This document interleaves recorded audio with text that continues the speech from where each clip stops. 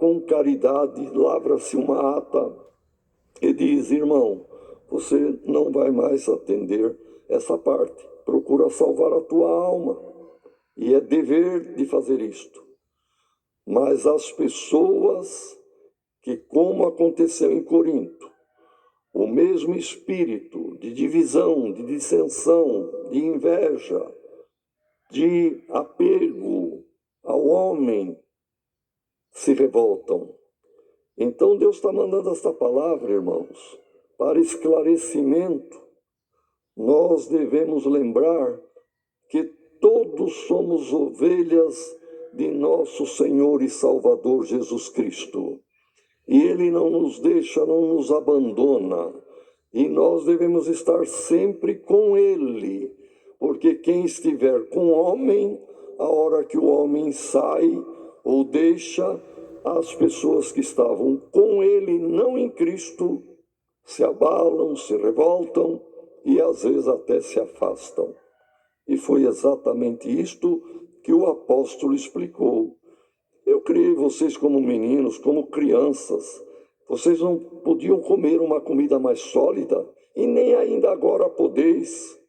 Vocês são carnais, tem contenda, tem entre vós existe dissensões, inveja. Às vezes até o próprio irmão que é louvado, ele fica com inveja do outro. Isto é carnalidade, dizia Paulo. E vocês ainda dizem: eu sou de Paulo. Era ele, irmão, ele mesmo. Sabia que tinha aqueles que gostavam dele. Falou: mas não, quem sou eu? Eu também sou servo. Eu também sou escravo. O Senhor é o nosso, é Cristo. Então ele faz a pergunta: pois quem é Paulo? Era ele. Quem é Apolo? São apenas ministros através dos quais pregaram o Evangelho e vocês creram. E conforme o que Deus deu de pregar. Mas eu plantei o Evangelho. Apolo passou por aí, esteve com vocês, ensinou. Ele estava regando a plantinha espiritual que são vocês. Mas quem deu o crescimento? Não foi Paulo, não foi Apolo, foi Deus. Glória ao nome do Senhor. Então, um planta, outro rega, mas quem dá o crescimento é Deus. E o que planta e o que rega são servos. E cada um vai receber, pelo seu trabalho sincero, o galardão, tanto da vida eterna, como algum outro galardão, no sentido de uma distinção na glória, segundo o seu trabalho e segundo a misericórdia de Deus.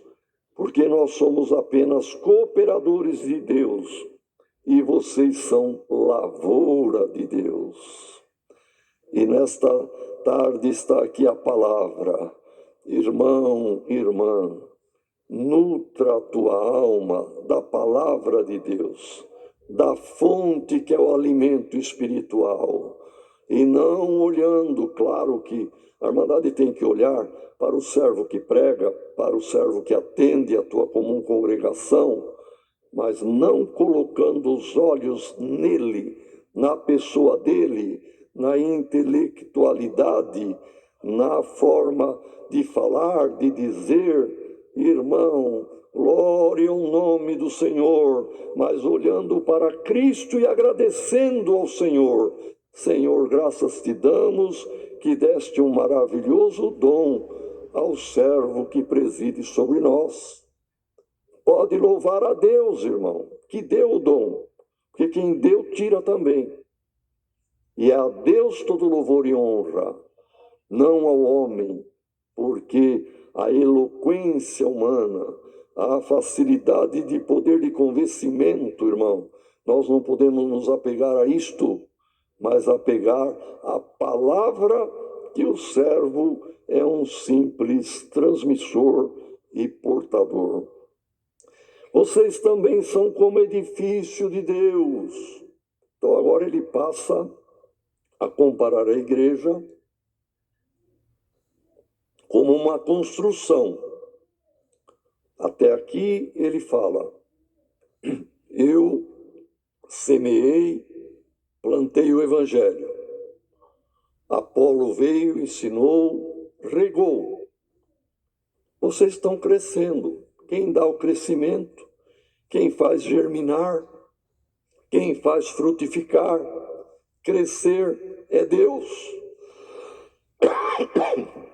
Vocês também são edifício de Deus. A construção é de Deus. A edificação, a beleza da igreja e a glória da igreja é para Deus.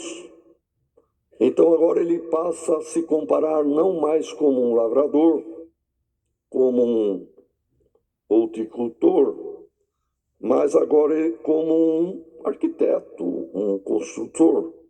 Então ele diz assim: segundo a graça que Deus me deu, eu, como um sábio arquiteto, Paulo era sábio mesmo, ele sabia que ele era sábio.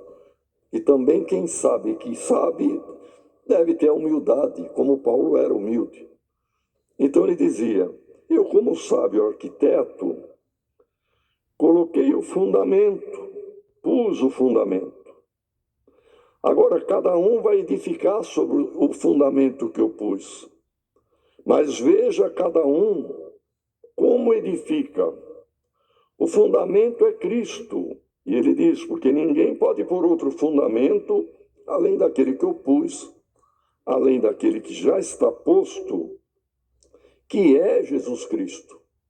Ele é a pedra fundamental. Ele é a base, é o alicerce de quem quer se salvar. Tem que estar fundamentado, baseado, crendo e sendo servo de Jesus Cristo, não de homem nenhum. E às vezes é um homem santo também, não quer dizer que vai pecar por isto ou Deus vai pôr para fora. Se é um homem de Deus, com a sabedoria que Deus deu, mas a humildade, ele vai se salvar. Mas mesmo assim, o nosso coração não pode estar posto no homem, mas em Cristo, que deu a vida sobre o madeiro. Ele é o fundamento, é a pedra principal, é o nosso alicerce. Então, se alguém, sobre o fundamento que eu, como um construtor, levei para vocês, apresentei, revelei, ou melhor, esclareci, a revelação também é Deus que dá, mas enfim, eu fiz vocês entenderem quem era o fundamento.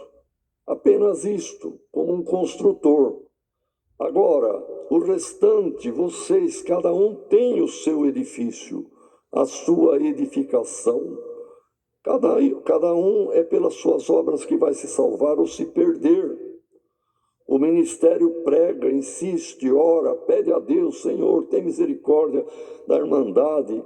Mas cada um é responsável pelos seus atos. A salvação é pessoal. Veja como está construindo sobre o edifício que é Cristo. Então Paulo diz exatamente isto. Se alguém formar um edifício sobre o fundamento que é Cristo, que é um edifício precioso, maravilhoso, esmerado, de ouro, ou um pouco menos, de prata, ou ainda de pedras, mas pedras boas, preciosas, de valor, que tem edificação de pedras lindas, cores bonitas, brilhantes, etc. Então são 3 tipos de construções louváveis: ouro, prata e pedra preciosa. Mas também tem quem constrói com madeira, que já é perecível e é um combustível para o fogo. Feno, que é o capim, como gramíneas.